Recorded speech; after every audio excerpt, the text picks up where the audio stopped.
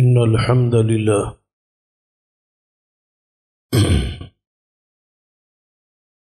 نحمده ونستعينه ونستغفره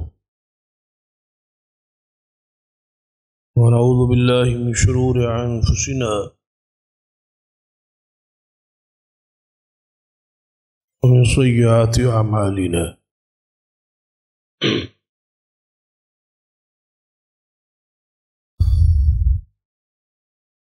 من يهد الله فلا مضل له ومن يضلل فلا هادي له أشهد أن لا إله إلا الله وحده لا شريك له وأشهد أن محمدا عبده ورسوله أما بعد فإن خير الحديث كتاب الله وخير الهدي هدي محمد صلى الله عليه وآله وسلم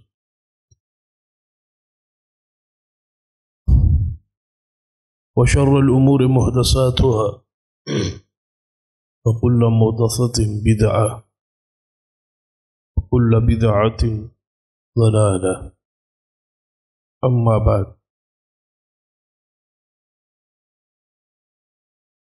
فأعوذ بالله السميع العليم من الشيطان الرجيم من همزه ونفخه ونفثه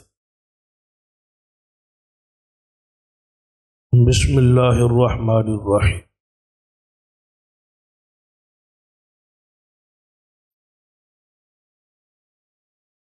إن الذين يغضون أصواتهم عند رسول الله أولئك الذين امتحن الله قلوبهم للتقوى لهم مغفرة وأجر عظيم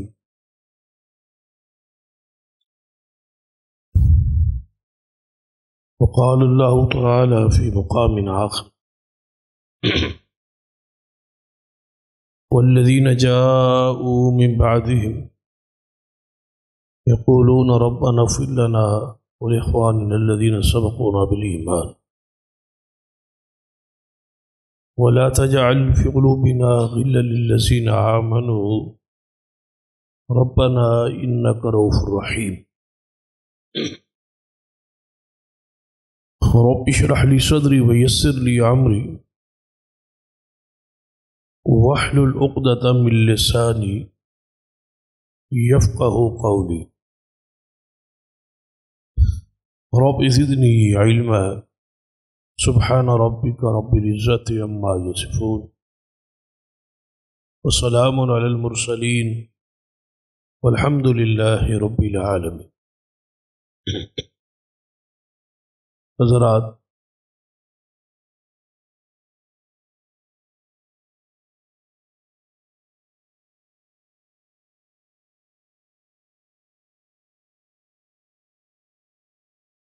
قرآن پاک میں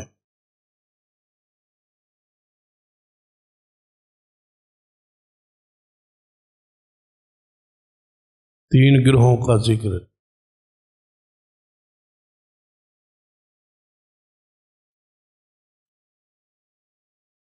ایک گروہ ہے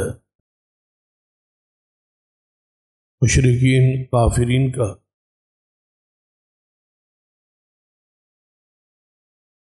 اور دوسرا گروہ ہے مسلمین اور مومنین کا، اور تیسرا طبقہ ہے منافقین کا۔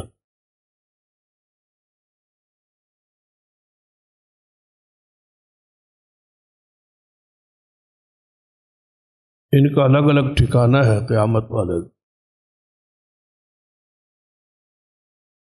اس کا ذکر بھی قرآن پاک میں اور احادیث پاک میں موجود ہے۔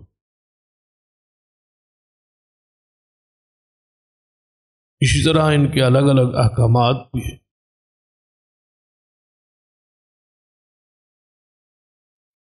اور ان تینوں گروہوں کی الگ الگ علامات اور نشانیاں بھی۔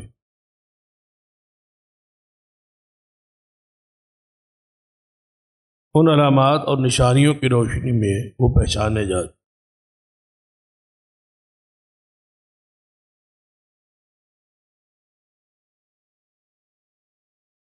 یقیناً کچھ علامات ہیں اور کچھ عقائد و نظریات ہیں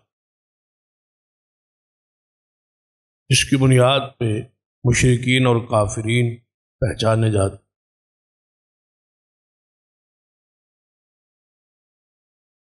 شکل میں، صورت میں تو سارے، جنس میں تو سارے ہی انسان ہوتے، لیکن عقائد اور علامات کی روشنی میں پہچانے جاتے ہیں یہ بندہ کافر ہے اور مشرک ہے۔ اسی طرح مومنین و مسلمین بھی، جنس میں تو انسان ہی ہوتے، شکل میں، صورت میں، جنس میں، لیکن عقائد اور چند علامات ایسی جو پہچان ہوتی ہے کہ یہ بندہ مسلمین میں سے ہے، واحدین میں سے ہے، مومنین میں سے۔ اسی طرح شکل صورت میں منافقین بھی انسان ہی ہوتے، جنس میں بھی۔ عقائد اور اعمال اور چند نشانیاں ایسی جس وجہ سے ان کی پہچان ہوتی۔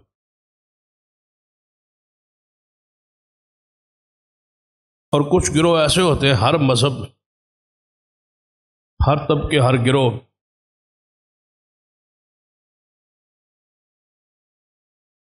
جن کے کچھ عقائد اور علامات ان کی پہچان اور نشانیاں بن جاتی ہے، مشہور ہو جاتی ہے، معروف ہوتی۔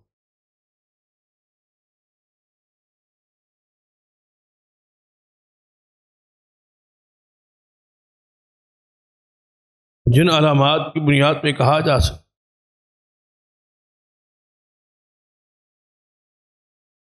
کہ اس گروہ کا، اس بندے کا، اس طبقے کا تعلق اس کے ساتھ۔ مسلمین مومنین کے لیے، متقین کے لیے جنت اعدت للمتقین، جنت اہل ایمان کے لیے تیار کی۔ اسی طرح کافرین اور مشرکین کے لیے جہنم ہے اعدت للکافرین، وہ کافروں کے لیے بنائی گئی۔ جو تیسرا طبقہ ہے منافقین کا، ان کے لیے خاص جہنم کی وادی، خاص گڑھا ہے، طبقہ ہے جہنم کے اندر ہی، جو سب سے نیچے ہے، کافروں سے اور مشرکوں سے بھی نیچے گڑھا ہے، جس میں منافقین جائے۔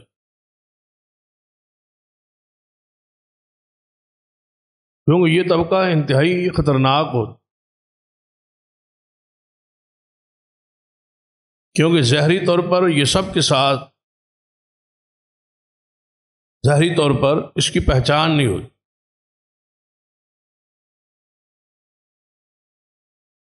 اور زیادہ چیز خطرناک وہی ہوتی ہے جس کی پہچان نہ ہو سکے، پتہ نہ لگ سکے کہ ہے یہ کس کے ساتھ، یہ ہے کون۔ تو بندہ بھی خطرناک ہوتا، وہ گروہ اور طبقہ بھی خطرناک، وہ دونوں طرف چلتا ہے، وہ دو رخا ہوتا ہے، اس کے دو چہرے ہوتے ہیں، دو رنگ ہوتے ہیں، دو انداز ہوتے ہیں۔ ایک اس کا رخ مومنین مسلمین کے لیے ہوتا ہے، دوسرا اس کا انداز مشرکین اور کفار کے لیے ہوتا ہے۔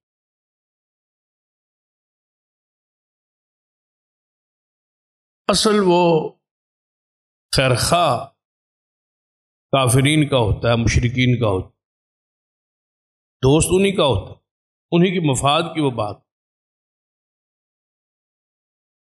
اہل ایمان کو صرف دھوکہ دیتا ہے،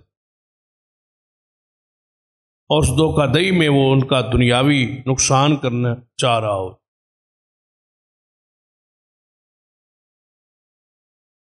اس لیے ایسے بندے کی، ایسے گروہ اور طبقے کی سزا سخت رکھی گئی۔ قرآن پاک میں ارشاد ہوا، ان المنافقین فی الدرک الاسفل من النار، کہ جہنم کے اندر، آگ کے اندر جو سب سے نیچے گڑا ہے وہاں منافقین ہو۔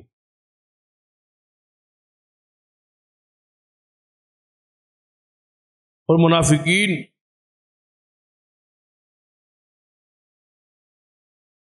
جو ہیں وہ دو قسم کے ہوتے، ایک تو ہوتا ہے عملی نفاق، بندہ اللہ اور اس کے رسول پر، کتابوں پر، شریعت پر پوری طرح ایمان رکھتا ہے، لیکن عملی طور پر اس کے اندر ایسے گناہ موجود ہیں جو منافقوں کا کام، جو صفات منافقین ہے لیکن اس کے اندر وہ داخل ہو گئی ہیں، اس میں جھوٹ ہے، خیانت ہے اور کئی گناہ ہیں۔ لیکن یہ بندہ ہوتا مسلمان ہی، لیکن عملی طور پر اس کے اندر منافقوں والی اعمال اور علامات ہیں، کمی ہے، کوتاہی، اس پر بھی سخت وعید ہے، بہت سخت سزا ہے۔ لیکن منافقوں کی یہ خطرناک قسم ہے اعتقادی نفاق، جو اعتقاد کے لحاظ سے منافق ہوتا، اس کا رسول اللہ پر ایمان نہیں ہوتا لیکن کلمہ وہ پڑھتا ہے، سامنے آ کے کہتا ہے کہ میں مانتا ہوں محمد اللہ کے رسول ہے، لیکن اندر سے وہ رسول اللہ کے رسول ہونے پر مطمئن نہیں ہو، اس کو اعتقادی منافق ہے۔ نفاق ہمیشہ دنیاوی مفاد کے لیے ہوتا ہے، اندر کفر ہوتا ہے، ظاہری طور پر اسلام کا لبادہ یا پردہ ہو۔ نبی رحمت صلی اللہ علیہ وسلم کو اس طبقے سے واسطہ پڑا، جب کافروں نے یہ سمجھا، یہودیوں نے، عیسائیوں نے، کہ اسلام تو عروج پا رہا ہے، یہ تو غالب آ رہا ہے، اب جان بچانے کے لیے یا مفادات دنیوی حاصل کرنے کے لیے ظاہری طور پر اسلام قبول کرنا پڑا۔ تو یہ گروہ جو ہے، ایک گروہ کی شکل میں، ایک صورت ایمان میں اور اسلام میں داخل ہو۔ نبی علیہ الصلوۃ والسلام بذریعہ وحی بتلایا گیا یہ لوگ منافق ہیں، آپ ان کی سازشوں سے، چالوں سے خود بھی اور اصحاب کو بھی محفوظ فرماتے رہے۔ لیکن یہ اتفاقی نفاق اس وقت سے لے کر آج تک کسی نہ کسی صورت انداز میں یہ جاری رہا۔ آج ایسے طبقہ اور ایسے گروہ موجود ہے جو اعتقادی طور پر اور عملی طور پر نفاق ان کے اندر موجود۔ قرآن پاک پڑھی،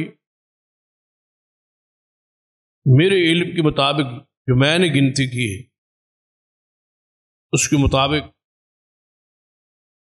25 کے قریب ایسی علامات ہیں جو اعتقادی منافقین میں موجود تھی، جن کی نشاندہی قرآن نے بیان کی۔ ان علامات میں سے چند موٹی موٹی علامات جو ہیں اس کا قرآن و حدیث کی روشنی میں ہم ذکر کر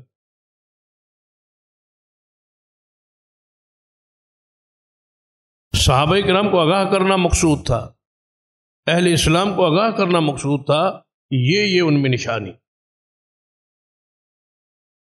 جس میں پائی جائے، سمجھنا کہ یہ شخص اعتقادی طور پر منافق،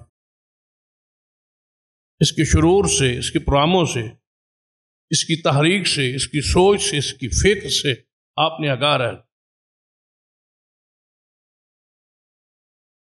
ان علامات کا ذکر قرآن پاک میں موجود،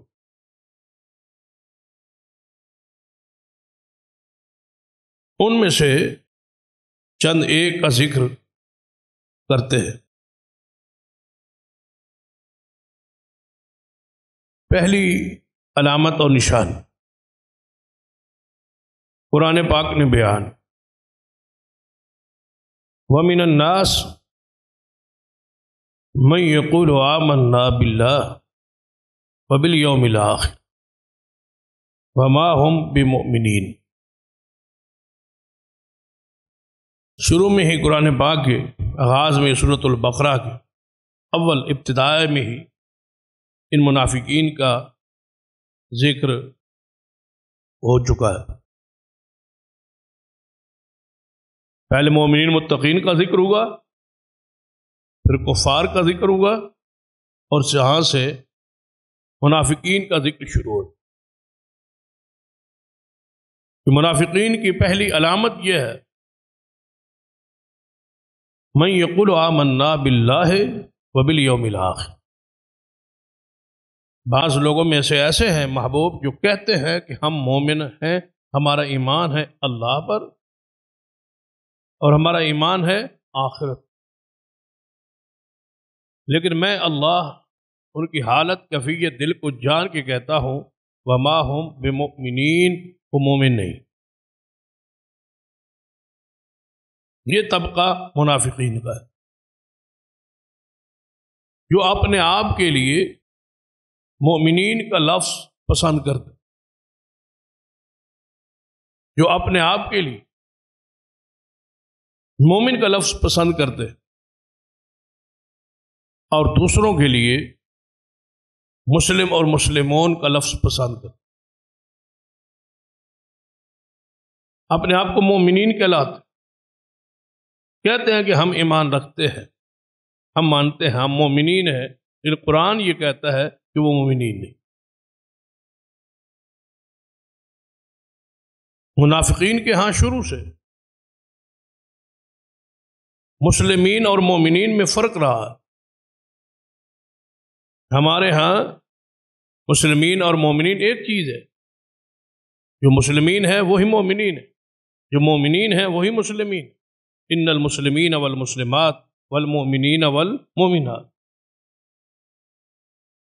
اللہ تبارک و تعالی نے صفات مسلمین جو بیان کی ہے، ان میں پہلی صفت یہ ہے کہ ان المسلمین والمسلمات والمؤمنین والمؤمنات، جو مسلمان ہیں وہی مومن، جو مسلمین ہیں وہی مومنین ہیں، جو مومنین ہیں وہی مسلمین ہیں، ایک ہی چیز۔ لیکن منافقین کے ہاں ان کی پہلی علامت اور نشانی یہ ہے کہ مومنین اور مسلمین میں وہ فرق کرتے، وہ کہتے ہیں کہ مسلم وہ ہوتا ہے اور جو ظاہری طور پہ کلمہ پڑھتا ہے اور اسلام کو، دین کو، شریعت کو مانتا ہے اور ایمان لایا ہے تو وہ مسلمان ہے۔ مومن وہ ہے جس کے دل کے اندر ایمان ہو، اور اگر دل میں ایمان نہ ہو اور ظاہری طور پر اسلام قبول کرے وہ مسلم ہو سکتا ہے، مومن نہیں ہو سکتا۔ گویا ان کی نظروں میں یہ الٹی تعریف ہے کہ مسلمان منافق کو کہا جائے۔ مسلمین کون ہوتے ہیں؟ جو منافقین ہوتے۔ مومنین الگ طبقہ ہے، الگ گروہ ہے، وہ اپنے لیے اس نام کو پسند کرتے، اپنے آپ کو مسلمین اور مومنین مانتے ہیں، دوسروں کو صرف مسلمین مانتے۔ یہ اصطلاح کب سے شروع ہوئی؟ نبی علیہ الصلوۃ والسلام کے زمانے سے منافقین نے شروع، اور یہ علامت آہستہ آہستہ چلتے چلتے آج تک یہ علامت اسی گروہ اور طبقے میں موجود ہے کہ وہ اپنے آپ کو مومنین کہتے ہیں اور دوسروں کو مسلمین کہتے ہیں۔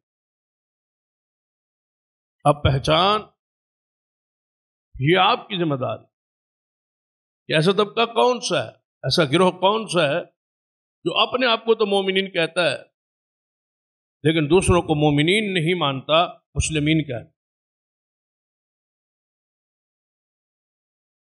اس پہچان، اس فرق پہ آپ نے بڑی گہری نظر سے غور کر، آپ دیکھیں گے عرف عام معاشرے میں، قوم، جب بھی کبھی ذکر ہوگا تو وہ اپنے لیے حضرات مومنین کا الفاظ استعمال کریں، محفلوں میں، مجلسوں میں، بیٹھکوں میں، گفتگو میں، سفر حضر میں، جہاں بھی وہ ہوں گے، تصنیف میں، تالیف میں، تقریر میں، جہاں بھی ہوں گے، اپنے لیے مومنین اور دوسروں کے لیے مسلم۔ جب وہ ہم سے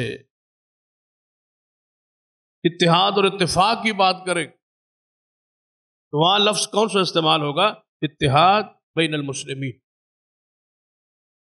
یہ مسلمین کے درمیان اتحاد، مسلمین کے ہاں اکٹھ، مسلمین کے ساتھ اتحاد ہونا چاہیے۔ اتحاد بین المؤمنین کے الفاظ وہ استعمال نہیں کریں، اس کی وجہ یہ ہے کہ ہم مومنین کے دائرے میں داخل اور شامل ہی نہیں، ہم دائرہ مسلمین میں ہیں، ان کے ہاں ان کے لیے الگ اصطلاح ہے، الگ ایک پہچان ہے، الگ ان کی ایک علامت ہے کہ مومن کون ہوتا ہے۔ یہ منافقین کی پہلی علامت اور پہلی نشان، قرآن نے کیا کہا؟ ان کی دوسری علامت بیان کر، یخادعون اللہ والذین آمنوا، وہ دھوکہ دینا چاہتے کس کو؟ اللہ، اور دھوکہ دینا چاہتے اہل ایمان کو۔ وما یخدعون الا انفسهم وما یشعرون، فرمایا حقیقت میں وہ دھوکہ اپنے آپ کو دے رہے ہیں لیکن انہیں سمجھ نہیں ہے، شعور نہیں ہے کہ یہ دھوکہ کس کی طرف جا رہا ہے، کیسے وہ دھوکہ دیتے، وہ دھوکہ کیسے دیتے؟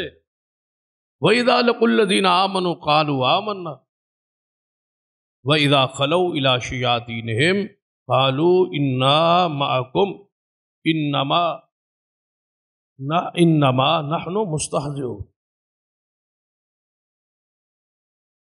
کہ جب وہ اہل ایمان کے پاس آتے تو کہتے ہیں ہم مومن،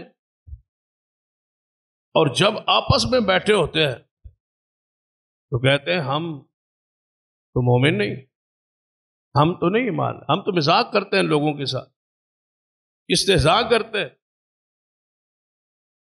جب آپ بیٹھیں گے آپس میں تو الگ بات ہو، جب سارے مسلمانوں کے ساتھ، اہل ایمان کے ساتھ بیٹھیں گے تو انداز کیا ہوگا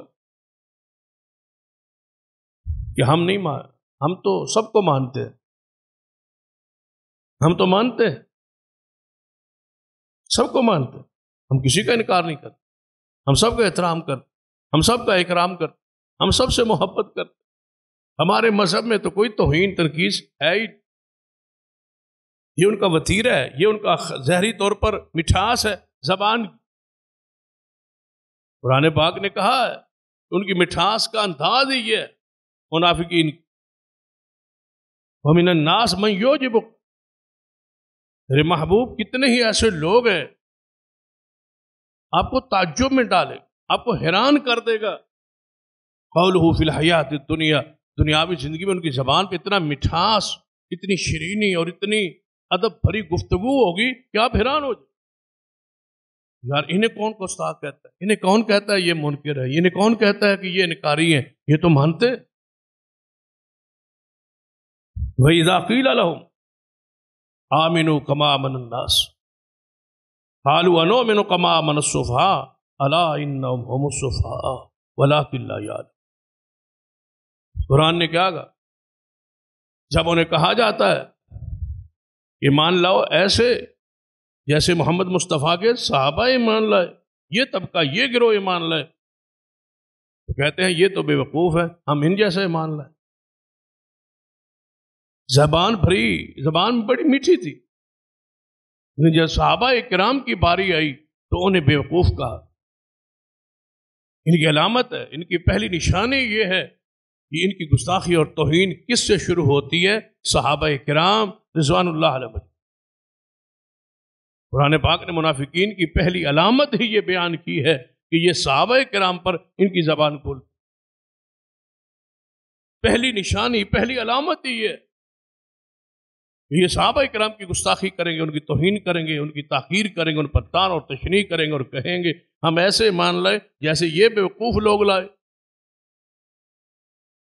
سب کچھ مال حضور کے لیے، جو کچھ حضور کہیں وہی، بس وہی کچھ ماننا ہے اور وہی کچھ کرنا ہے۔ ان کو نہ اپنی اولاد کی فکر، نہ بیوی بچوں کی فکر، نہ والدین کی فکر، نہ زمینوں کی فکر، نہ کاروبار کی فکر، سب کچھ رسول اللہ ہے۔ ان کے نزدیک یہ تو بیوقوف ہو گئے، ہم ایسے بیوقوف ہو جائے۔ یہ صحابہ پر جرأت، منافقین کی پہلی علامت، پہلی نشان۔ کہتے کیا تھے؟ ہم مومن ہیں۔ کہتے کیا تھے؟ ہم سب کو مانتے ہیں، لیکن اپنی محفلوں مجلسوں میں جا کے مذاق اڑاتے ہیں کن کا؟ اصحاب رسول، استہزاء کرتے ہیں اصحاب رسول۔ آج ہم اور ہمارا انہی لوگوں کے ساتھ، ایسے ہی طبقے کے ساتھ ٹکر ہے۔ پورے اہل و سنہ ایک طرف کھڑے ہیں اصحاب رسول کی عزت، عظمت اور توقیر کے، اور دوسری طرف یہ طبقہ کھڑا ہے اصحاب رسول کی توہین اور ان کو طعن و تشنیع۔ یہ آج تک کیا کہتے کہ ہم تو صحابہ کرام کو مان، ادب کرتے ہیں، احترام کرتے ہیں، کرام کرتے۔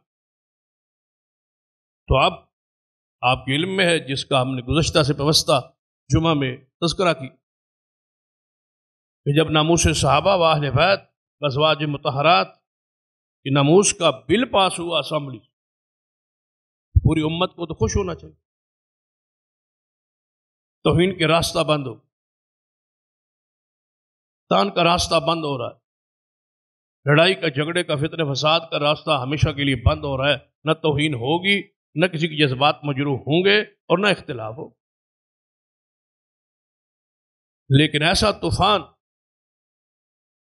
پورے ملک میں برپا ہوا میڈیا پر، یہ بل جو ہے کسی صورت ہمیں قبول نہیں ہے، یہ منظور نہیں ہونا چاہیے۔ اور جنہیں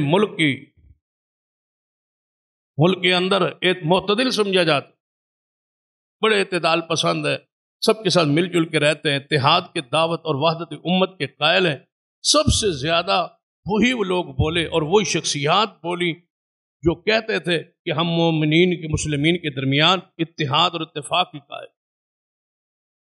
وہ اندر کا بغض، وہ اندر کا غصہ، وہ اندر کا تقیہ، وہ اندر کا نفاق، وہ اندر کا فسق، وہ اندر کی طغیانی، وہ اندر کی سرکشی اور شرارتیں وہ باہر نکلی۔ یہ کیا ہو رہا ہے؟ یہ بل نہیں ہونا چاہیے۔ یہ کہ ہی کیونکہ یہاں سے اسمبلی سے پھر سینٹ میں جا، تو وہاں سے یہ بل کسی طریقے وہ لوگ ڈر جائیں اور منظور نہ ہو اور قانون، حالانکہ یہ بل ترمیمی بل ہے۔ اس سے پہلے یہ سزا موجود کہ جو مقدسات کی پاک ہستیوں کی توہین کرتا ہے اس کے لیے 3 سال سزا، اور وہ قابل ضمانت۔ اور پھر مقدسات کی تشریح، توسیع، وہ کون کون سی ہستیاں ہوں گی، اس پر ایک لمبی بات۔ اول تو مقدمہ ہوتا نہیں تھا، ہو جائے تو چند دنوں بعد ضمانت ہو جاتی، لیکن اس میں ترمیم لائی، اور اس میں ترمیم لا کے سزا کو بڑھایا گیا اور کچھ نہیں کیا۔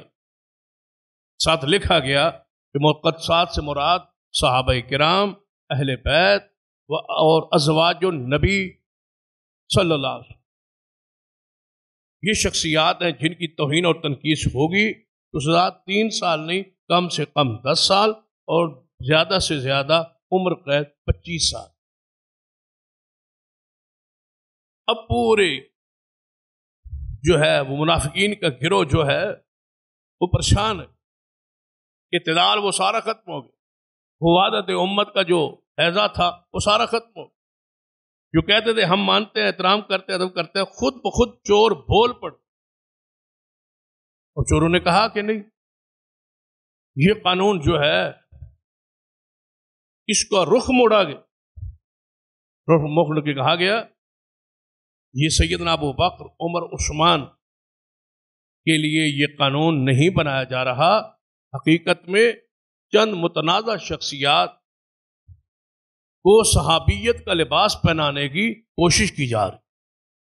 اس سے مراد کون ہے؟ سیدنا ابو سفیان اور سیدنا امیر معاویہ رضی اللہ،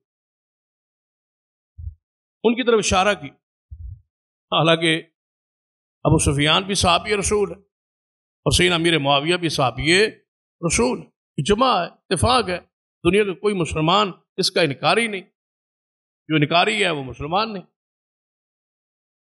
بھلا کیسے انکار ہو سکتا؟ یہ تو تاریخی بھی حقائق ہے، قرآنی اور حدیثی حقائق۔ نبی علیہ الصلوۃ والسلام نے سیدنا حسن ابن علی رضی اللہ تعالیٰ کو بچپن میں تھے، خطبہ دے رہے تھے، امام حسن مسجد میں داخل ہوئے تو حضور نے فرمایا ان ابنی ھذا سید، آپ نے اپنے ممبر کے ساتھ بٹھا کے فرمایا یہ میرا بیٹا سید سردار بنے گا، یہ میرا بیٹا بادشاہ بنے گا، یہ میرا بیٹا حکمران بنے گا، یہ میرا بیٹا خلیفہ بنے گا، یہ میرا بیٹا سردار بنے گا۔ اور اس وقت 2 مسلمانوں کی جماعتیں آپس میں اختلاف کر رہی ہوں گی، یہ میرا بیٹا ان 2 مسلمانوں کی جماعتوں کے درمیان صلح کروائے۔ یہ جو حدیث ہے یہ علامات نبوت میں سے کہ حضور کے نبی ہونے کی یہ دلیل ہے کہ جو کچھ محمد مصطفیٰ نے فرمایا وہ پورا ہوا، یہ آپ کے نبی سچے ہونے کی یہ دلیل ہے، یہ حدیث پاک۔ جن محدثین کرام وہ حدیث الگ بیان کی، جنہیں علامات نبوت کہا جاتا ہے، جنہیں دلائل نبوت کہا جاتا ہے، کہ محمد مصطفیٰ کے نبی ہونے کی دلیل یہ ہے کہ حضور علیہ الصلوۃ والسلام نے جو کچھ فرمایا وہ پورا ہو۔ ان حدیث میں سے یہ ایک حدیث دنیا جانتی ہے، تاریخ جانتی ہے، سارا زمانہ جانتا ہے کہ جس گروہ سے صلح ہوئی وہ کون سا تھا؟ سیدنا امیر معاویہ رضی اللہ عنہ۔ ان کے صحابی ہونے میں کیا اختلاف؟ ہم نے کوئی لباس پہنانا ہے، ان کو صحابیت کا لباس تو اللہ نے پہنا دی، رسول اللہ صلی اللہ علیہ وسلم نے پہنا دی، دعا کر دی اللہم علمہ الکتاب والحساب، اے اللہ امیر معاویہ کو قرآن کا علم دے دے، حساب کا علم دے دے، اور اس کو جہنم کے عذاب سے بچا لے۔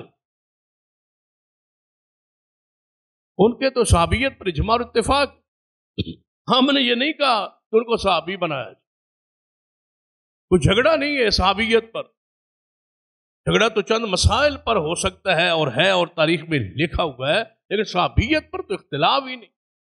جب اختلاف ہی نہیں ہے تو پھر لباس ہم تو نہیں پہنا رہے، لباس تو اللہ نے دے دیا ہے، اور وہ مغفور ہے، مرحوم ہے، جنت کے وارث ہے، خال المؤمنین ہے، کاتب وحی ہے، کاتب قرآن ہے۔ بلکہ ایک دفعہ حدیث میں آتا ہے کچھ لوگ نبی علیہ الصلوۃ والسلام کے پاس کچھ مانگنے کے لیے، تو حضور نے فرمایا کہ امیر معاویہ، جی یا رسول اللہ صلی اللہ علیہ وسلم، فرمایا بیت المال سے ان کو کچھ دینا ہے، اور جو بیت المال کا امین ہے اس کو ذرا لکھ دو، ایک لیٹر لکھو، خط لکھو، رکا لکھو، جو ان کو دینا ہے وہ لکھو۔ تو سیدنا امیر معاویہ رضی اللہ تعالیٰ نے لکھا، جب لکھا تو جو لینے آئے تھے، جو لکھوانے آئے تھے، انہوں نے کہا تو نے اس میں کیا کچھ لکھا ہے؟ فرمایا میں نے وہی کچھ لکھا ہے جو کچھ محمد مصطفیٰ نے فرمایا ہے۔ تو نبی علیہ السلام کو سامنے پیش کی، یا رسول اللہ صلی اللہ علیہ وسلم، جو آپ نے فرمایا تھا وہ میں نے لکھا۔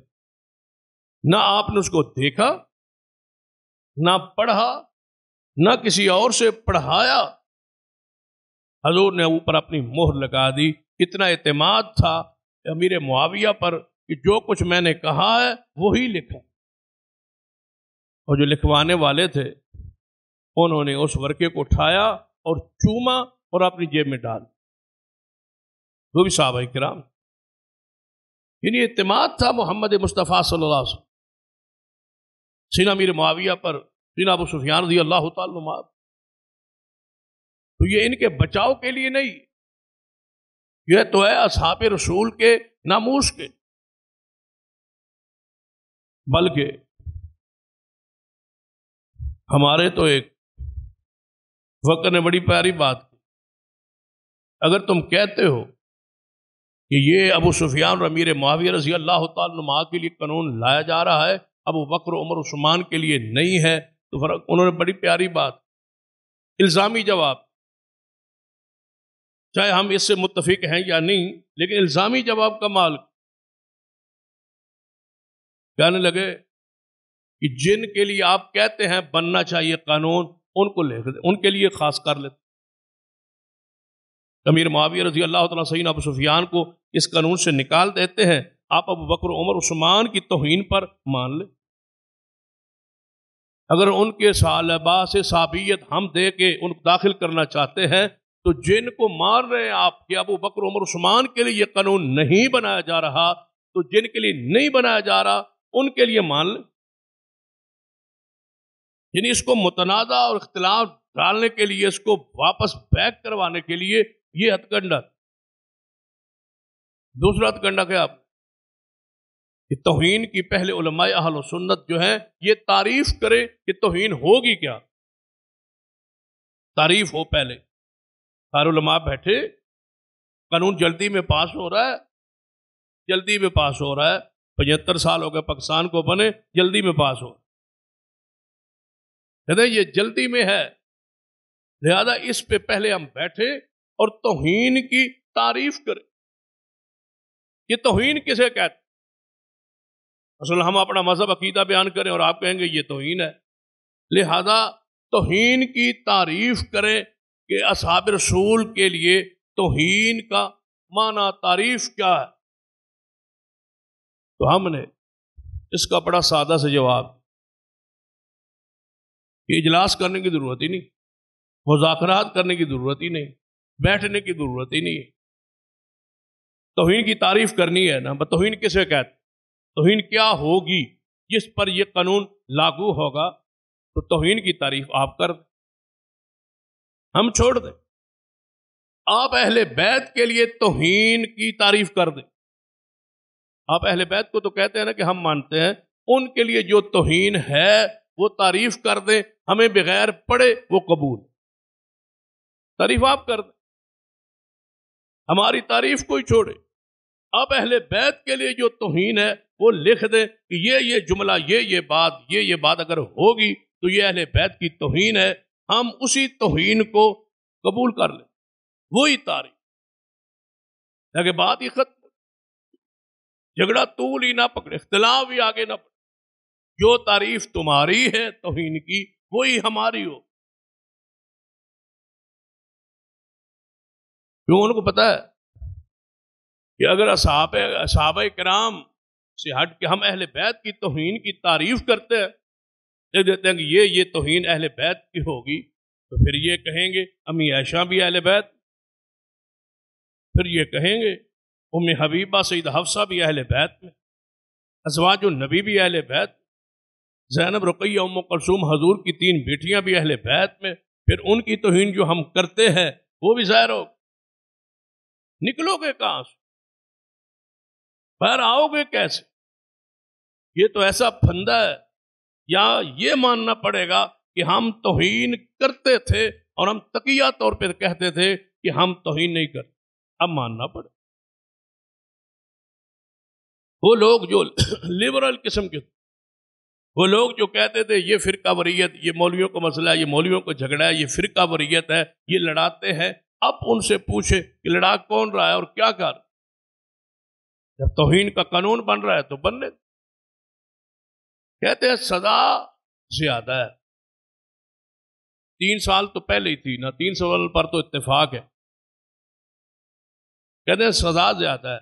ہم نے کہا سیدنا علی، سیدہ فاطمہ الزہرا سیدنا حسن و حسین کی گستاخی اور توہین پر کیا سزا ہونی چاہیے تعین کریں۔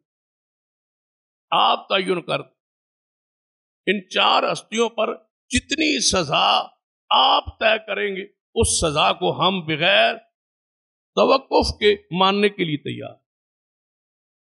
آپ اس پر سزا موت کروا لیں، جناب یہ لکھ دیں کہ جو سیدنا علی کی توہین کرے اسے سزا موت ہونی چاہیے، سیدہ فاطمہ الزہرا کی جو توہین کرے اسے سزا موت ہونی چاہیے۔ ہمیں یہ بھی قبول ہے،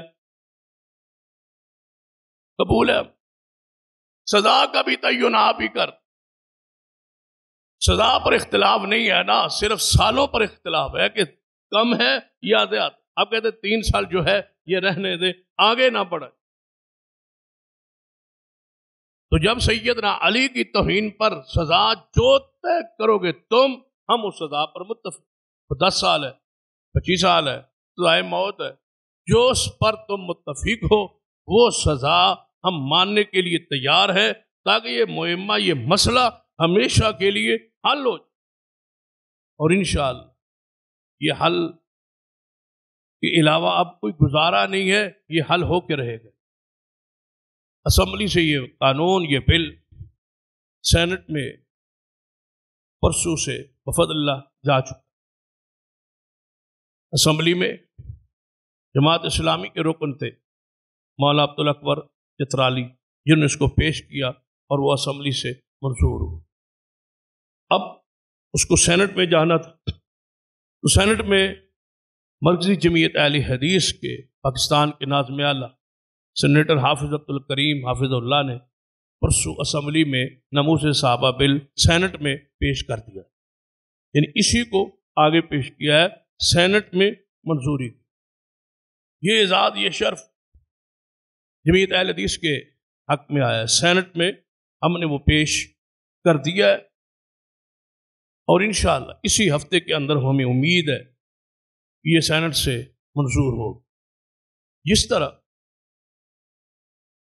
قومی اسمبلی کے اراکین مبارکباد کے مستحق اور انہیں خراج تحسین ہے کہ انہوں نے بغیر کسی توقف کے اور بغیر کسی مسئلے کی غصے کے انہوں نے اس کو بالاتفاق منظور کیا ہے، قبول کیا۔ اسی طرح ہمیں امید ہے کہ سینٹ کے ممبران بھی اس کو قبول کریں گے، اور انشاءاللہ اس کے بعد یہ صدر پاکستان کے پاس دستخطوں کے لیے جائے گا۔ انہیں زیادہ اب اپروچ اور پریشان کیا جا رہا، جس طرح پہلے پنجاب اسمبلی سے منظور ہوا تو گورنر پنجاب کے پاس جب پہنچا تو انہیں پریشان کیا کہ آپ اس کو منظور نہ کریں۔ وہ بیچارہ ڈر گیا، اس نے کہا بھائی میری تو یہ موت پر دستخط میں تو نہیں کرتا۔ وہ ڈر گیا، لیکن اللہ کی رحمت فضل یہ ہوا وہ ڈر کے اس نے واپس کر دیا۔ چند دنوں بعد گورنرشپ بھی اللہ کی رحمت سے فارغ ہو، وہ گورنر بھی نہ رہا، وہ غلام سرور جو پچھلے تنور کا گورنر۔ تو اب آخر پہ یہ صدر پاکستان کی کورٹ میں یہ فیصلہ چھائے، اور مجھے امید ہے اور ہمیں یقین ہے انشاءاللہ کہ وہ ایک خاندانی پس منظر رکھ، ان کے والد محترم صدر پاکستان کے والد محترم کٹر قسم کے اللہ کے فضل سے مذہبی اور مسلکن عالی حدیث تھے، اور ہمیں امید ہے کہ ان کے اندر یہ غیرت، یہ خون اہل حدیثیت کا موجود ہے۔ ہمیں امید ہے کہ انشاءاللہ وہ اس پر دستخط فرمائیں گے، اور یہ انشاءاللہ قانون بنے گا پاکستان میں انشاءاللہ۔ ہماری یہ کوشش، ہماری یہ آواز انشاءاللہ رنگ لائے گی، اور دعائیں سارے احباب سے، جوانوں سے بھی یہ گزار اس پر موبائل کے ذریعے ٹرینڈ جاری رہنا چاہیے۔ ناموس صحابہ بل پاس، کسی موقع پر رافضیت آپ پر غالب نہ ہے جب تک یہ قانون نہیں بن جاتا۔ ہر ساتھی میڈیا پر، نجی محفلوں میں، گفتگو میں، وہ واعظ کرنے والا ہے تو واعظ میں، تقریر کرنے والا ہے تو تقریر میں، خطبات میں، اور جہاں آپ بیٹھے درباری دوست عوام جہاں بھی آپ، اس کے حق میں آپ نے اپنی آواز کو بلند رکھا کہ یہ قانون ہمیشہ کے لیے اگر بن جاتا ہے یقین جانو کہ قیامت والے دن اگر میں یہ بات کہوں تو اگر ہم اس میں اپنی کوشش اپنا حصہ ڈالیں تو ہماری یہ شفاعت کا ذریعہ بنے گا انشاءاللہ۔ صحابہ کرام رضوان اللہ علیہم اجمعین سے اپنی وہ دلی محبت، وہ عقیدت، وہ پیار، اس کا اظہار ہم پہ ضروری، کیونکہ اس وقت سب سے زیادہ جو متنازع شخصیات کی جا رہی ہے وہ اصحاب رسول۔ جو فتنہ اٹھتا ہے، جو زبان کھولتا ہے، وہ اصحاب رسول کے خلاف، اور باقاعدہ منظم پلاننگ کے تحت منظم انداز میں اصحاب رسول کے خلاف ہر سرائی کا تحقیق کے نام پر، ریسرچ کے نام پر، اور بعض عقائد کے اندر پوشیدہ عقائد کی ترویج کے لیے یہ سب کچھ کیا جا رہا۔ انشاءاللہ یہ بات ذہن میں آپ ہمیشہ کے لیے بٹھا لیں کہ یہ طبقہ ایسا ہے، یہ گروہ ایسا ہے کہ یہ کسی کا سجن یا دوست نہیں۔ یہ بات اپنے ذہن میں بٹھا، کتنا قریبی رشتہ دار کیوں نہ ہو، آپ ذرا سوچیں تو صحیح، جو ہمارے باپ کا نہیں، جو ہمارے روحانی ایمانیات کا نہیں، جو بندہ، جو طبقہ، جو گروہ سیدنا ابو بکر، عمر، عثمان کا نہیں، آپ تصور کریں وہ ہمارا کتنا خونی تعلق کیوں نہ ہو، وہ ہمارا کیسے ہو سکتا؟ جس نے پاک بعض ہستیوں کا قرآن پاک نے کیا کہا؟ الذین یتخذون الکافرین اولیاء من دون المؤمنین۔ یہ لوگ، یہ طبقہ، یہ منافقین کا جو گروہ ہے، یہ مومنین کو چھوڑ کے ان کی دوستی، ان کا تعلق کفار کے ساتھ۔ آپ دیکھ لیں پوری دنیا کو اس حوالے سے، آپ دیکھ ایک پورے ملک ہے ایران، اس کی دوستی دیکھ لیں، اس کے تعلقات دیکھ لیں، مسلمان ملکوں کے ساتھ خیرخواہی نہیں ہو، جذبہ نہیں ہو، محبت نہیں ہو۔ کیا آپ سمجھتے ہیں کہ پاکستان کے وہ خیرخواہ؟ نہیں، اس پر تو تاریخ ہے، اس پر تو کئی کتابیں موجود ہیں کہ یہ پاکستان کے ساتھ وہ محبت، وہ دوستی۔ یہ پاکستان میں جتنی فرقہ واری ہے، جتنی توہین ہوئی ہے، جتنی گستاخی ہوئی ہے، جتنی اصحاب رسول کے خلاف باتیں، کتابیں لکھی گئی ہیں، وہاں لکھ کے چھاپ کے اردو میں پاکستان میں تقسیم کی گئی۔ کیا وہ بھارت کے ساتھ اس کے وہ تعلقات جو ہمارے ساتھ ہیں، کیا وہی تعلقات ہیں؟ ہمارے اسلام کا دین کا مرکز مکہ و مدینہ ہے، اور اس کے محافظ اور نگران سعودی عرب کے حکمران ہیں۔ بتائیں ان کے پاس، ان کے ساتھ، سعودی عرب کے ساتھ ان کے تعلقات کیسے؟ تصور بھی آپ نہیں کر سکتے کہ یہ مسلمانوں کے خیرخواہ ہو۔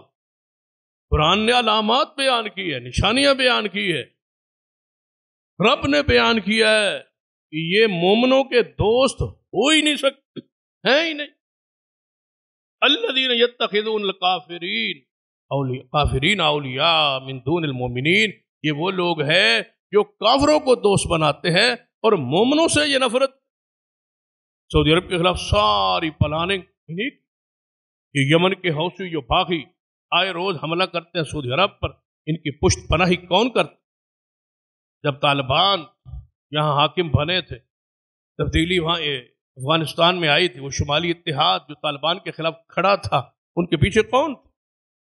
یہی وہ طبقہ ہے، یہی وہ گروہ ہے۔ کہاں ہے یہ جو کہتے ہیں کہ ہم اسرائیل کے دشمن ہیں؟ یاد رکھیں، یہ طبقہ اور یہ گروہ اور یہ ملک اسرائیل کا دشمن ہو ہی نہیں۔ اسلامی ممالک کے ساتھ نہیں کھڑے ہوتے، ہمیشہ کفار اور منافقین کے ساتھ یہ طبقہ اور یہ گروہ کھڑا ہو۔ ان کا تو مذہب کا حصہ ہے، ان کی سوچ ہے، ان کا تو عقیدہ ہے کہ ہم نے اس ملک پہ قبضہ کرنا ہے اور مکہ مدینہ کو اپنے تحویل اور نگرانی میں لینا ہے۔ آئے روز ان کی ساری ریشہ دیوانیاں مکہ و مدینہ پر قبضہ کرنے کے لیے، مکہ مدینہ ہم نے لینا ہے، مکہ مدینہ ہم نے لینا ہے، یہ ہمارا ہے، خیبر ہمارا ہے، ہم نے یہ لینا۔ خیبر کس کا تھا؟ یہودیوں کا۔ لیا کس نے؟ سیدنا علی نے، شیر خدا نے، محبوب خدا نے۔ اب یہ کیا کہتے ہیں کہ یہ ہمارا ہے، ہم نے واپس لینا۔ سیدنا علی نے لے لیا، اب واپس لینا چاہتے ہیں کس سے؟ مسلمانوں سے۔ سیدنا علی کا لیا ہوا علاقہ واپس لینا چاہتے ہیں، کہتے ہیں یہ ہمارا ہے۔ کس کا ہمارا ہے؟ سیدنا علی سے پہلے یہ ان کا تھا، وہ تو یہودی تھے۔ اسرائیل والے کیا کہتے ہیں؟ اسرائیل کن لوگوں کا ملک ہے؟ یہودیوں کا۔ اسرائیل کیا کہتا ہے کہ خیبر ہمارا ہے، ہم نے اس کو واپس لینا ہے۔ کس سے؟ سعودی عرب سے۔ یہ کیا کہتے ہیں؟ خیبر ہمارا ہے، ہم نے واپس لینا ہے۔ کس سے؟ ان سے۔ تو بتاؤ اشتراک کن کے ساتھ، سوچ کن کے ساتھ؟ سیاسی اور خارجہ پالیسی ان کی کیا ہے؟ یہ کیا کہہ رہے؟ مت سمجھے کہ یہ مسلمانوں کی تو، اور جو لوگ ہمارے ہوتے ہیں نا، وہ کہتے ہیں کہ ہم جائیں گے فلاں جائیں گے، مشترکہ پروگراموں پہ اکٹھے ہو گئے سب کے ساتھ وحدت امت کے لیے ہم جا رہے ہیں۔ قرآن نے کیا کہا ہے؟ یبتغون عندہم العزہ، کافروں کے ساتھ بیٹھ کے ہنس کے مذاق کر کے ان کے محفلوں میں جا کے اور ان کی بیٹھکوں میں جا کے اور ان کی دعوتیں اور قبول کر کے تلاش کرتے ہو کہ وہاں عزت ملے گی۔ یبتغون عندہم العزہ، عزت ان سے ملے، میں ہیرو بن جاؤں گا، میں پوری امت کا خیر خواہ ہوں، میں ساروں کے ساتھ ملا کے رکھتا ہوں، سب کو جوڑ کے رکھتا ہوں، سارے میں مسلمان ہیں، سب کے ساتھ میں ہوں، میں وہاں بھی جاتا ہوں، وہاں بھی جاتا ہوں، وہاں بھی جاتا ہوں، وہاں بھی جاتا ہوں، میں سب کے ساتھ ہوں۔ قرآن کہتا ہے ان سے عزت تلاش کرتے ہو، فَإِنَّ الْعِزَّةَ لِلَّهِ جَمِيعًا، اللہ فرماتا ہے ان سے تو عزت لینا چاہتے ہو، ساری کی ساری عزت کا مالک کون ہے؟ اللہ۔ قُلِ اللَّهُمَّ مَالِكَ الْمُلْكِ تُؤْتِي الْمُلْكَ مَن تَشَاءُ وَتَنزِعُ الْمُلْكَ مِمَّن تَشَاءُ وَتُعِزُّ مَن تَشَاءُ وَتُذِلُّ مَن تَشَاءُ۔ عزت ذلت اللہ کے اختیار میں، اللہ کے عامر سے ہے۔ کافروں کے پاس بیٹھ کے عزت تلاش کرتے ہو، اور پھر یقین جب یہ لوگ جاتے ہیں حیرانگی ہوتی ہے، مجلس لگی ہوئی، محفل لگی ہوئی، وحدت امت کانفرنس ہو رہی ہے، سارے مسالے کے لوگ بیٹھے ہیں اور رافضی اس کے میزبان ہے، اذان کا وقت ہوتا ہے، مدرسہ ان کا ہے، امام برگاہ ان کی ہے، جگہ ان کی ہے، اور اذان کا وقت ہو۔ جب اذان کا وقت ہوا، اذان ہوئی، اذان میں کیا ہوا؟ وَخَلِيفَتُهُ بِلَا فَاصِلٍ، یہاں معنی ہے کہ حضرت علی رضی اللہ تعالی خلیفہ بلا فاصل۔ کیا معنی کہ ابو بکر عمر عثمان کی خلافت حق کا نہیں۔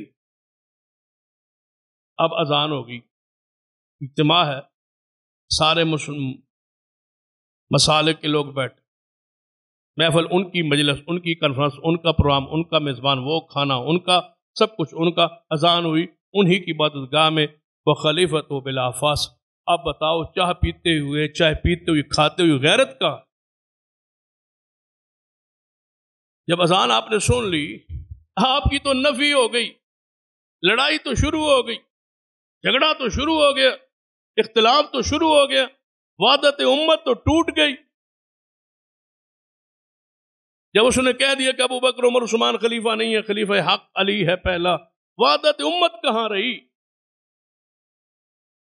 اصول تو یہ تھا کہ اپنا مسلک چھوڑو نہیں اور دوسرے کو چھیڑو نہیں۔ یہ چھیڑا کیا ہے؟ تم نے تو بالکل رندہ ہی پھیر دیے، صرف چھیڑا ہی نہیں ہے، انکار کر دیے۔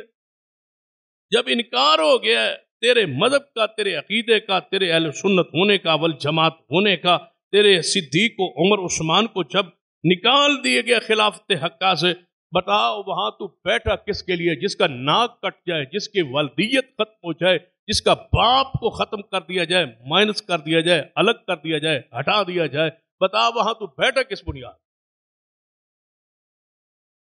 کوئی ضابطہ ہوتا ہے، کوئی اخلاقیات بھی ہوتے۔ صدیق عمر عثمان کی خلافت کا انکار کر کے چائے پینا، یہ بھی کوئی کمال ہے؟ یہ کون سی عزت، یہ کون سا وقار ہے؟ قرآن یہ کہتا ہے کہ وہ برائی کا حکم دے رہے ہیں، نیکی سے روک رہے ہیں، اور تم وہاں بیٹھے ہو، وہ اسلامیات کا، ایمانیات کا انکار کیے جا رہے ہیں، اور آپ وہاں بیٹھے۔ یا تو جرأت ہو اور کہو کہ جب تک ہم ہیں اذان نہیں ہوگی، جب تک ہم ہیں یہاں یہ الفاظ نہیں ہوں، اور یہ الفاظ ان کی کتابوں میں اذان کا حصہ نہیں، بلکہ آج بھی ایران کی، جو وہاں ملک ایران کی سرکاری اذانیں ہوتی ہیں، اس میں یہ الفاظ نہیں ہیں، صرف یہ پاکستان میں یہاں پر ہیں، ہمارے لیے ہے۔ لاؤڈ سپیکر ہے، چلو اعلان تو ہو جائے نا پورے محلے میں کہ ابو بکر عمر عثمان خلیفہ حق پہلا، دوسرا، تیسرا نہیں ہے۔ ہم یہ سمجھتے ہیں کہ یہ اذان ہو رہی ہے، یہ دین ہو رہا ہے۔ لہذا ان حالات سب سے بڑی ہماری ذمہ داری سنجیدگی کے ساتھ ہر ساتھی اس میں اپنا کردار ادا کرے گا تاکہ یہ ناموس صحابہ بل پاس ہو کے ملک کا قانون بن جائے اور صحابہ کرام کے سامنے ہم سرخرو ہو، ان کی توہین اور تنقید کے دروازہ بند ہو۔ اور یہ موت ہے، موت یہ ذہن میں رکھے، یہ سیدھی سادی موت ہے۔ سب سے زیادہ ان دنوں میں مشکل ترین یہ عقیدہ بیان کرنا ہے، اس بل پر باس کرنا ہے اور اس بل کے راز و راہ کو ہموار کرنا۔ لیکن ہم اس گھاٹیوں کو انشاءاللہ صدیق عمر عثمان کی محبت میں ضرور عبور کریں گے۔ صحابہ کرام رضوان اللہ علیہ مجمعین کا دفاع اللہ اور اس کے رسول کی سنت، قرآن پاک میں 616 آیات اللہ نے اس پر نازل کی۔ سیدنا عمر بن عبدالعزیز رحمہ اللہ کے دور میں خلافت میں ایک بندہ لایا گیا جو سیدنا امیر معاویہ رضی اللہ تعالیٰ عنہ کی توہین کر، آپ امیر المومنین تھے، خلیفۃ المسلمین تھے، فرمایا اس کو کوڑے مارو، کوڑے مارو۔ جب کوڑوں کی سزا لگنے لگی، کوڑے لگنے لگے، کوڑے کون مارتا ہے؟ امیر المومنین خود تو نہیں نہ مارتے، جلاد مارتا ہے نا، ایک بندہ مقرر ہوتا ہے وہ مارتا ہے۔ جب سیدنا امیر معاویہ کے دشمن کے لیے کوڑے سیدنا امیر عمر بن عبدالعزیز نے اعلان کیا مارنے کا، جب مارنے کا وقت آیا جلاد کو پیچھے ہٹا کے فرمایا اس بدبخت کو پہلا میں شخص ہوں جو کوڑے ماروں۔ خود امیر المومنین آگے بڑھ کے کوڑے مار۔ یہ دور سیدنا امیر معاویہ رضی اللہ تعالی عنہ کو برا کہا، کوڑے مار رہے ہیں کون؟ عمر بن عبدالعزیز رحمہ اللہ خود آگے بڑھ اپنے ہاتھوں سے۔ اتنی غیرت، اتنی جلالت ہے دل و دماغ میں صحابہ کرام کے حوالے سے۔ نہیں ہماری غیرت کہاں مٹ گئی، ایمان ہمارے بجھ گئے، چنگاری جو اندر تھی وہ بھی ختم ہو گئی، وہ جذبات، وہ ایمان، وہ اسلام، وہ دین، وہ شریعت، وہ غیرت جس کا اسلام ہم سے تقاضا کرتا ہے وہ کہا۔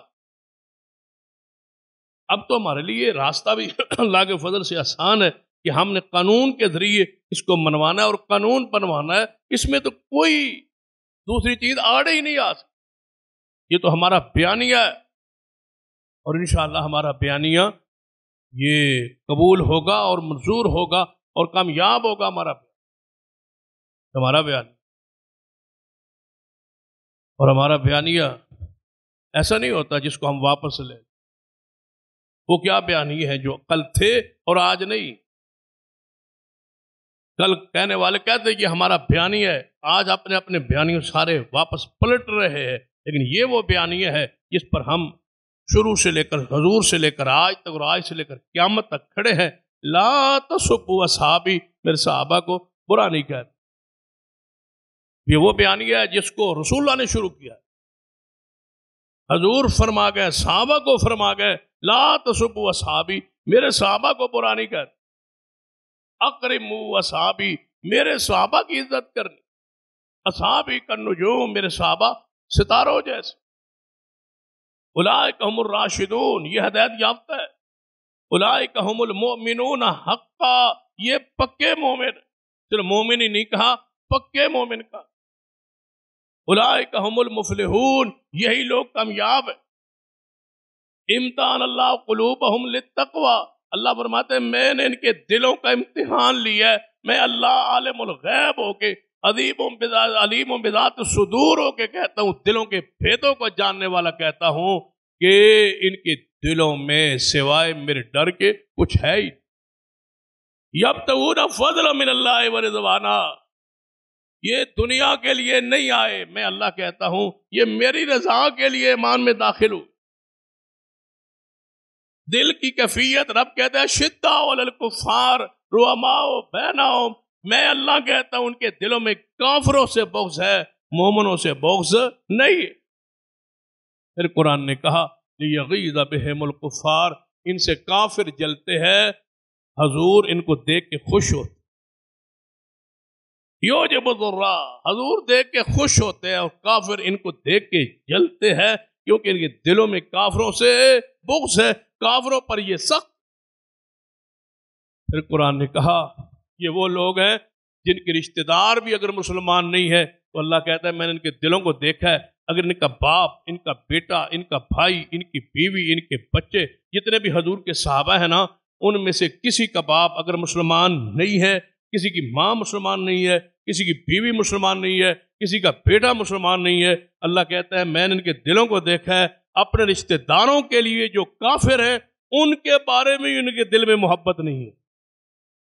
اللہ فرماتا ہے ان کے دلوں میں اتنے میں نے دل صاف دیکھے، اتنے دل پاک کیے کہ والد کافر ہے، محبت نہیں، بیٹا مسلمان نہیں ہے، ان کے دلوں میں محبت ختم، ان کی محبت صرف اللہ سے اور اللہ کے رسول سے۔ تب رب کہتا ہے کہ رضی اللہ عنہ ورضوا عنہ کہ میں ان سے راضی ہوں، میں ان سے راضی ہوں۔ تب رب نے قرآن میں یہ خبر دی ہے، اللہ کہتا ہے کہ میں ان سے راضی ہوں، اور جب اللہ راضی ہے تو پھر آئیے اتفاق کر قانون بننے دیں، مانے اہل بیت کی ناموس بھی محفوظ ہو جائے گی اور صحابہ رسول کی عزت اور ناموس بھی محفوظ ہو جائے۔ لیکن قرآن نے کیا کہا؟ الذی خلق الموت والحیات لیبلوکم ایکم احسن عملا، ہم نے زندگی اور موت کو پیدا کیا اس لیے کہ دیکھیں دنیا میں جا کے کون اچھا عمل کرتا ہے۔ یہی قرآن کہتا ہے ہم نے قبلے کو تبدیل کیا بیت المقدس سے بیت اللہ کی طرف تاکہ دیکھیں کون محمد مصطفیٰ کی اتباع کرتا ہے۔ اللہ کی قسم یہ بل کیا ہے؟ یہ تو میزان بن گیا ہے۔ رب دیکھنا چاہتا ہے، دنیا کو دکھانا چاہتا ہے کہ صحابہ سے محبت کرنے والا کون ہے، جو تقیے کے پردے میں اور چادروں میں چھپے ہوئے تھے۔ رب ان کو ظاہر کرنا چاہتا ہے، جو وحدت امت کے نام پہ اہل و سنت کے علماء کو خرید رہے تھے۔ رب ان کو ننگا کر کے بتانا چاہتا ہے کہ ان معتدل کوئی نہیں ہوتا، یہ تو سارے محمد کے صحابہ کی توہین کرنے والے۔ اب بولتے ہیں، چیختے ہیں، چلاتے ہیں، یہ قانون نہیں ہونا چاہیے۔ کیوں؟ یہ بل نہیں ہونا چاہیے، کیوں؟ اس سے افراتفری پھیلے گی، اللہ کے بندو افراتفری پھیلے گی یا رکے گی؟ ایک ہوتا ہے کہ صحابہ کرام کی توہین کرو، گستاخی کرو، کوئی قانون نہیں ہے، جو مرضی کرو۔ بتاؤ اس سے توہین، اس سے افراتفری تو پھیل، اس سے لڑائی پھیلتی، اس سے جھگڑا پھیلتا کہ مسلمانوں کے اہل و سنت کے دل جذبات مجروح ہوتے ہیں، وہ غصے میں آتے ہیں، قانون کو ہاتھ میں لیتے ہیں۔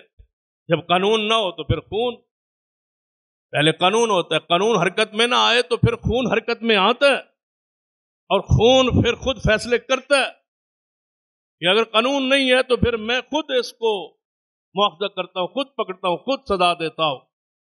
جب بندے کو پتا ہو کہ ان ہستیوں کی توہین کرنے سے یہ قانون ہے اور اتنی سزا ہے، ہر بندہ رکے گا، اور یہ قانون فساد کو روکے گا۔ کیسے ہو سکتا ہے کہ سزا بھی کبھی افراتفری مچاتی؟ صرف یہ کہتا ہے کہ ہم ننگے ہوں گے، بھرنا ہوں گے، ہمارے بندے اندر ہوں گے، ہماروں کو گرفتار کیا جائے گا، ہم گستاخ چونکہ ہیں، لہذا آپ کہیں نا کہ ہم گستاخی کرتے ہیں، اعلان تو کریں نا، اظہار تو کریں نا کہ ہم گستاخ ہیں، گستاخی کرتے ہیں، کرنی ہے ہم نے، لہذا ہمیں قانون نہیں چاہیے۔ جرت کرو، ہمت کرو، چھپتے کیوں؟ سیدھا بات کہو کہ ہم گستاخ ہیں، ہم نے کرنی ہے، ہم نے قانون نہیں بننے دینا۔ یہ کیا ہوا کہ ہم گستاخ نہیں ہیں، توہین ہم نہیں کرتے، توہین کی تعریف کیا ہے، لہذا یہ قانون نہیں ہونا چاہیے۔ کیوں؟ یہ قانون ہوگا انشاءاللہ۔ ہم اس کے لیے رائے ہموار کرتے جا رہے، سینٹ سے پاس ہوگا، آگے انشاءاللہ یہ قانون کا حصہ بنے گا، اور اگر کہیں رکاوٹ بنی تو انشاءاللہ ہم اس رکاوٹ کو دور کریں، اور ہم انشاءاللہ اس راستوں کو مضبوط کریں گے، تحفظ دیں گے، ذمہ داری دیں گے، اور اگر کہیں اس کو اب رکنے دیا گیا، رکنے کی کوشش کی گئی، تو ہم انشاءاللہ ہمیں دھرنا بھی دینا پڑا تو ہم دیں گے انشاءاللہ، ہمیں وہاں بیٹھنا پڑا تو ہم بیٹھیں گے انشاءاللہ، لیکن واپس نہیں آئیں گے جب تک صدیق عمر عثمان کی عزت کا، ناموس کا قانون نہیں بن جاتا۔ انشاءاللہ یہ اہل بیت کی ناموس کا قانون بن کے رہے گا انشاءاللہ۔ صدیقہ کائنات امت عائشہ، حفصہ، میمونہ، جویریہ رقیہ زینب ام کلثوم سیدہ فاطمہ الزہرا کی عزت ناموس کا قانون بن کے رہے گا انشاءاللہ. سیدنا ابو بکر عمر عثمان و علی کی عزت ناموس کا قانون بن کے رہے گا. ہم اس کے لیے اپنی جانیں بھی پیش کریں گے انشاءاللہ. صحابہ کرام کے ناموس کا قانون بن جائے گویا نسل محفوظ ہو گئی، ملک محفوظ ہو گیا، نوجوان محفوظ ہو گئے، فتنوں کے دروازے رک گئے اور بند ہو گئے ہمیشہ کے لیے. یہ قانون ملک کا حصہ رہے گا تو انشاءاللہ ملک میں افراتفری فرقہ وریت سے امت محفوظ ہو جائے گی. ملک کے استحکام کے لیے، ملک کے امن کے لیے، ملک کے سکون کے لیے، افراتفری کے روکنے کے لیے، فرقہ وریت کے راہوں کو بند کرنے کے لیے اور ناموس صحابہ کے ہاں کی ہمیشہ کی ان کی حفاظت کے لیے یہ قانون ضروری ہے. انشاءاللہ اللہ ہماری زندگی میں یہ ہمیں دن دکھائے گا اور جب یہ منظور ہوگا انشاءاللہ اللہ کا شکر ادا کریں گے. اور اگر رکاوٹ بنی تو انشاءاللہ پوری فکر کے ساتھ، پوری ذمہ داری کے ساتھ آئیں گے جیسے آنے کا حق ہوتا ہے انشاءاللہ. اللہ عمل کی توفیق بخشے.